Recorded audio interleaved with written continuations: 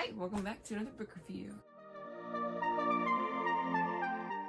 So I recently reviewed the first book in this little duology. I don't know if there'll be more, but this is Magic in a Tub Reimagined. The first book was just Magic in a Tub, and it followed a little girl named Samantha who fell into this dream world with a talking purple rat and a cat that talks and bubbles comes out of their mouth. I was really hoping that the second one would be one of the kids or someone actually experiencing the dream world, us walking through them with it, instead of it just being a story told to them.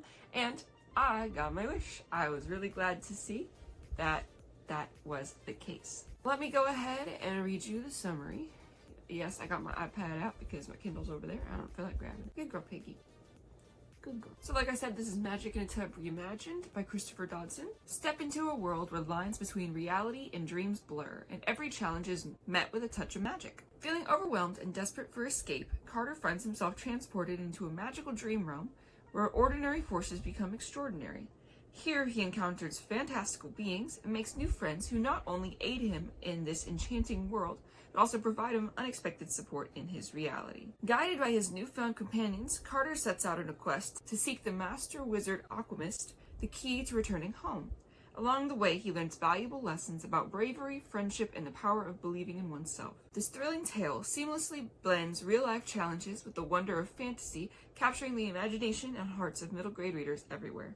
Join Carter on his magical journey today. Get your copy of Magic in a Tub Reimagined and discover a world of enchantment, bravery, and the unbreakable bonds of friendship. So I enjoyed this one a lot better than the first one. I think because I was experiencing the dream world in real time rather than it being told to me through dialogue and stuff. We'll learn about Carter, his brother Christian, and his sister Hannah. Hannah is about 15, Christian is 10, and Carter is 9. They are the kids of the little girl from the first book. Not Samantha, but the little girl. I think her name was Elena, if I remember correctly.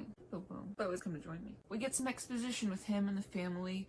Hannah is 15, and I hate them saying, oh, she's a teenager, she's gonna act like that, dismissing a lot of things. And she would do some things that she wouldn't get in trouble for. She gives the boys swirlies and wedgies, and everyone hardly bats an eye at that. That's really mean. Maybe it's just my upbringing, but man, I would've got my booty handed to me. I really enjoyed Carter and Christian's relationship. Since they are just about a year apart, but they're still in the same grade, they are thick as thieves, basically. And they keep each other in line, and they protect one another. We have glimpses of them being bullied, of other kids being bullied, and then we also have Carter's friend bringing something to school that's quite dangerous. And I love the thought process that Carter has. I love that it feels like he is 9. And he's like, well, if I tell anybody, he's gonna get in a lot of trouble. Maybe I should just talk to him. And then with the bullies, he's worried it'll just make it worse. He really thinks about the consequences of his actions, but of course not in the way that we really want him to. He thinks about, oh, maybe I should tell my parents, but then he's like, oh, no, I shouldn't, because of XYZ. Because of the stress Hannah is putting on the family, his parents are starting to argue more. Carter starts to feel more overwhelmed by all of these things that are going on, that are happening, all these feelings that he's having, and all of these crazy things that have been happening. And he takes a bath. He gets the bubbles really nice and high, and he really wants to just relax because he's been overwhelmed, and that's a lot. That's a lot on a 9-year-old's shoulders. And especially because they start worrying that their parents are going to get divorced because they're arguing so much. So he takes a bath, and he ends up visiting the dream world. He meets Buddy, a dog policeman, and he said that his dad won't let him become a cop until he has an adventure. So he sees taking Carter home as this opportunity. They end up going on a wild goose chase, and they go through a haunted forest with ghost monkeys and almost falling into a whirlpool and a lot of other things. And Carter learns a lot of lessons along the way, and it's really nice. I was really hoping that he would learn lessons through this little dream world visit. There were a few times where it seemed like I read something and then it was summarized what I just read, and I wish that wasn't the case, but it didn't take away from anything. I still enjoyed it.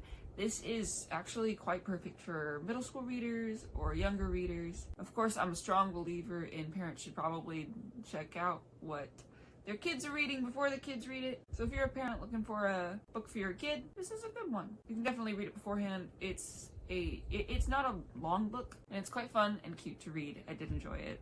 And at the end, I did feel like, you know, the little knot in your throat whenever you're about to cry kind of thing. I think because I've gone through some things recently, and it just was like, why would you do this to me? But it's really good. I enjoyed it. It was a good second book in this little duology. I don't know if there'll be more, but it definitely has potential for more. It still had that Wizard of Oz feel, and we got to see some characters that we saw in the first one. Let me go ahead and read you some quotes that I highlighted. I think I highlighted a little bit more than the other one. That's okay, Hannah. Mom said that it's really hard for you right now. She said that being a teenager is hard. I love you, I told her. I felt a weight come off my shoulders at her being nice for a change. I love you too.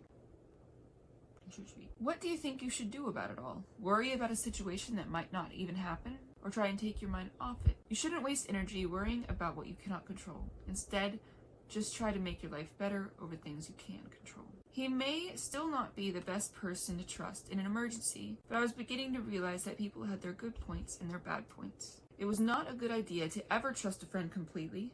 That could lead to trouble.